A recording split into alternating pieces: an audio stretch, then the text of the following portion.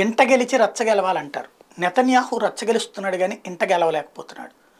ఇజ్రాయెల్లో తాజాగా జరుగుతున్నటువంటి పరిణామాలు దానికి సజీవమైనటువంటి సాక్ష్యం. ఇజ్రాయెల్లో కీలకమైనటువంటి అంశం ఏంటి అంటే హమాస్ తీవ్రవాదుల ఘాతుకాలని ఒకవైపున కట్టడి చేస్తూ గాజా మీదకి అటాక్స్ చేస్తూ బీభత్సమైన ప్రయత్నం చేస్తుంటే బందీలని అడ్డుపెట్టి నాటకాలు ఆడుతున్నటువంటి హమాస్ తీవ్రవాదులు మరొక వైపు, సైన్యం కంటిన్యూగా నడుస్తుంది. అయితే ఇజ్రాయెల్కి సంబంధించినటువంటి సైన్యం పేరు ఇజ్రాయెల్ డిఫెన్స్ ఫోర్స్.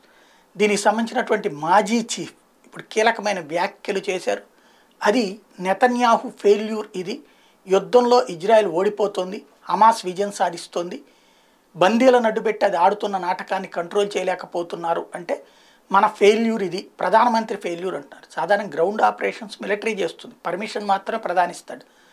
కానీ ఇక్కడ ప్రధానమంత్రినే టార్గెట్ చేయడం అంటే యుద్ధం సందర్భంలో రాజకీయాలు చేయడానికి మాజీ సైనిక చీఫ్ లాంటి వాళ్ళు ప్రయత్నిస్తున్నారు అనుకోవాలా, లేదా నెతన్యాహు లోపం ఏదైనా ఉందనుకోవాలా, రాబోయే రోజుల్లో తేలాల్సి ఉంది.